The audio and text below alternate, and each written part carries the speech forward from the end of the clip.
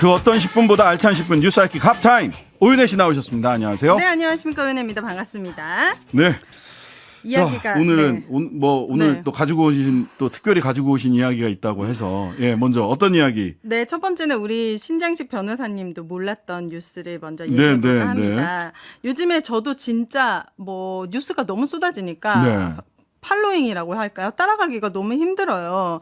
그런데 이제 최근에 작가 겸 작가죠, 작가. 방송인 허지웅 씨가 일본 후쿠시마 원전 오염수 방류와 그리고 색깔론에 휘말린 홍범도 장군 흉상 이전 네. 논란 관련해가지고 정부 여당 행태를 비판하는 풍자의 글을 SNS에 올렸어요. 네. 좀 재미있어가지고 여러분들에게 네, 네. 이제 좀 소개해드릴까 하는데 글이 되게 길어서 그냥 요약을 좀 해드리자면 네. 이웃이 있습니다. 이거 풍자입니다, 여러분. 자, 이웃이 있습니다.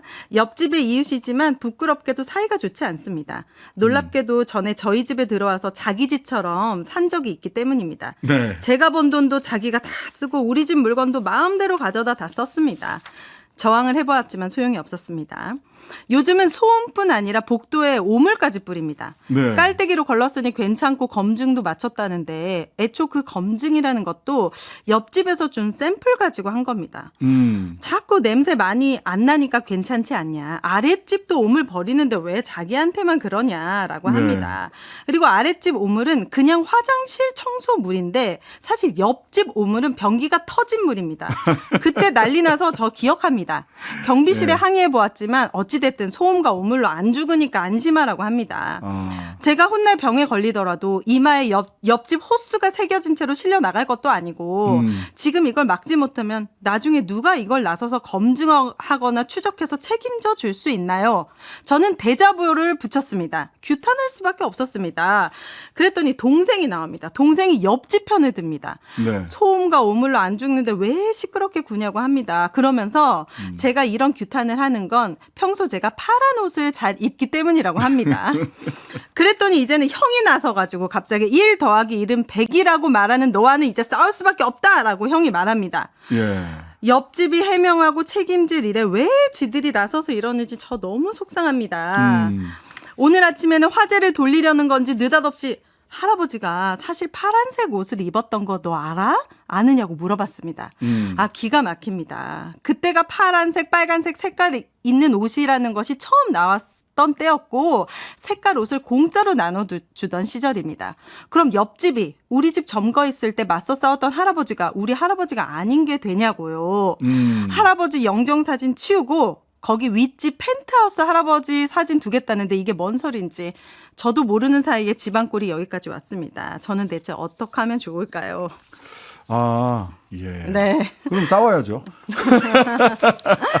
저도 지금 막 인스타글 네. 찾아서 봤는데 그 각종 커뮤니티에서 반응이 아주 폭발적이네요. 네, 맞습니다. 거의 허지웅 폼 미쳤다 이런 얘기들이. 그러니까 너무 알아듣기 쉽게 예. 지금 나 죽겠는데 온 집안 사람들이 옆집 사람이 아니라 내 집안 형과 동생이 우리 집 사람들이 나를 공격하는 거야. 할아버지까지 막. 네. 너 사실 할아버지가 너 임마 빨리 치워 빨리 치워 영정사진 치워 이러고 있는 거예요. 네, 정말 이 풍자글이 이슈가 되었고 그리고 네, 저는 네. 이제 어제 제가 언급한 부분인데 네.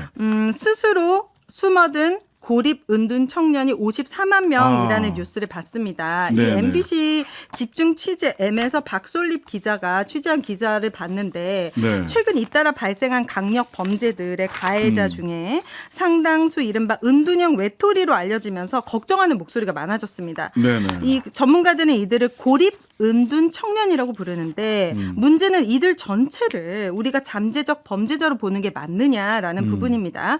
통계에도 연구에도 잡히지 않은 채 스스로 숨어든 이들을 어떻게 이해해야 될지 그 사태에 대해서 집중 취재를 하면서 이제 인터뷰를 이어갔어요. 네. 근데 인터뷰를 보니까 정말 이분들이 이제 37살 용경 씨는 지금 거의 15년째 가까운 슈퍼 정도만 왔다 갔다 하면서 집안에만 머물러 있고 그리고 이런 은둔형 청년들의 인터뷰를 통해서 보통 이제 공통점들이 있었는데요.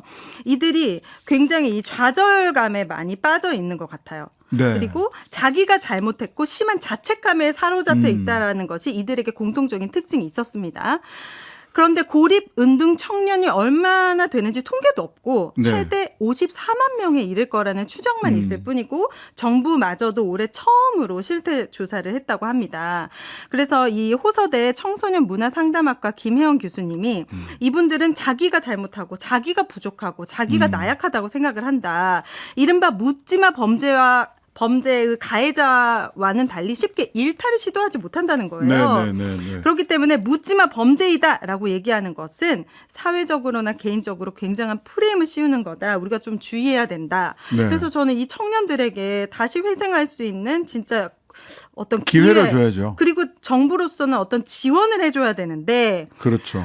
내년 예산 중에 청년 내일 채움공제 예산을 무려 4,206억을 삭감했고 게다가 구직급여 예산은 2,696억을 삭감했으며 저임금 근로자 예술인 특수고용직 등의 사회보험료 분담 예산도 2,389억 원. 이게 다 삭감됐어요. 국민취업지원이 2,829억 원, 그다음에 고용유지지원금 1,260억 원, 청년 내일체험공제 아까 얘기하신 4,206억 원 해서 이거 다 합치면 네. 이 기사가 저는 이 기사가 참 열심히 잘 발굴해서 썼다 싶은데 국민일보 기사인데요. 네. 총액을 계산을 안 해놨더라고요. 그래서 제가 계산기를 다 두드려가지고 두드려봤죠. 총액 계산을 했어요. 1조 5,876억 원 청년과 취약계층의 고용을 장려하고 지원하기 위한 예산이 1조 5,876억 원, 그냥 1조 6천억 원 정도 삭감된 겁니다. 그에 반해서 지금 내년도 예산에 후쿠시마 오염수 직간접 대응 예산이 1조 원입니다. 1조 원. 아니 이거 그리고 보세요. 여기 1조 6천억 원 삭감됐죠. 청년들과 뭐 예술인들 그 고용보험 지원료 뭐 이런 것들이에요. 네. 그런 거 다 없어지는 겁니다. 맞습니다. 1조 6천억 원 삭감됐고요. 그런데 후쿠시마 관련해서는 1조 원 정도 약 직접 비용이 한 7천억 원. 네. 그다음에 간접 비용까지 포함을 하면 한 1조 정도 될 거다. 저는 돈 쓸 수 있다고 봐요. 어민들을 위해서도 이렇게 할 수 있고 하는데 근데 문재인 대통령 시절에 요구했던 게 있잖아요. 한국인 전문가가 참여해서 검증할 수 있게 해달라. 네. 그래야 된다. 네. 그래야 방류에 동의할 수 있다. 이 한국인 전문가의 참여는 IAEA 사무실에 가서 짧으면 2주에 한 번, 길면 몇 주에 한 번이 될지 모르고 IAEA와 도쿄전력이 허락했을 때 한국 전문가가 갈 수 있는 네. 사무실에 가는 이런 식의 검증이 아니라 국민들의 세금을 들여서 국가 재정을 들여서 우리가 직접 시료 채취하고 우리가 직접 검증하겠다 이런 네, 거였거든요. 네. 그런데 쓰는 돈이라면 저는 아깝지 않습니다. 네, 그러나 이거는 이미 방류를 다 사실상 창성해 놓고 방류가 된 이후에 소위 괴담 때문에 당신들이 괴롭힘을 당하고 있으니까 우리가 은혜와 같이 네. 돈을 조금 지원해 줄게 이런 거거든요. 그다음에 두 번째 이 해산물을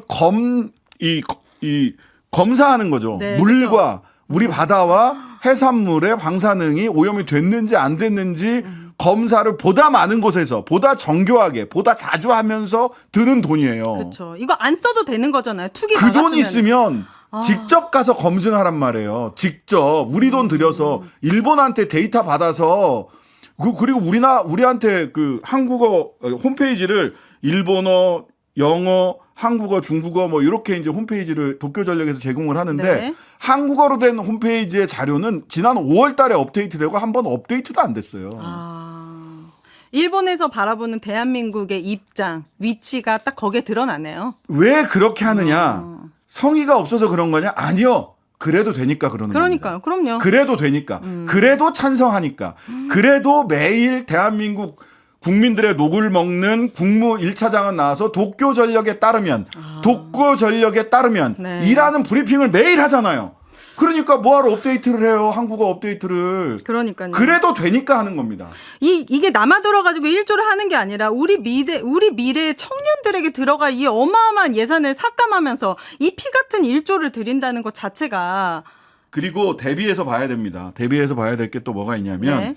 사실 저는 우리 어르신들, 노인들 예산 더 늘려야 된다고 생각합니다. 특히 무슨 뭐 공공 일자리 해가지고 나가서 휴지 줍고 뭐 이렇게 해야만 돈 주는 거 네. 그거 안 했으면 좋겠어요. 그냥 들이세요. 네. 그 정도 대한민국 여기까지 만들어 온 분들에게 그 정도 국가가 못합니까? 네. 그냥 들이셔도 되는데 왜 나가서 그 공공근로 하게 하느냐, 노인형 일자리 하게 하느냐, 네. 버릇 나빠진다고 하는 거거든요. 아. 일 안 하고 돈 받는 거 그런 잘못된 버릇 들이면 안 돼. 라는 식의 발상이에요. 네. 그냥 드렸으면 좋겠어요. 근데 여기는 2조 2천억 원 증액했습니다. 전체 아, 노인 그래요? 예산, 공공 일자리 등 해서 작년 예산이 20조 6천억 원이었는데요. 22조 8천억 원으로 늘렸습니다. 아. 왜 그럴까요? 뭐 그러는 거예요? 오늘 MBS 조사 보시면은요. 60대 70대만 윤 대통령에게 지지. 국정 지지율이 높습니다. 하지만 우리 대한민국의 미래는 청년에게 있습니다. 청년들의 지원금 제발 좀 깎지 않았으면 좋겠습니다. 네. 네. 자, 3부에서는 해병대 수사위원 논란 관련해서 김병주 더불어민주당과 인터뷰하고요. 4부에서는 변상욱 기자 만나보도록 하겠습니다. 오늘의 합타임은 여기까지. 감사합니다. 하루 종일 기다려지는 진짜 시사. 평일 저녁 6시 5분 신장식의 뉴스 하이킥.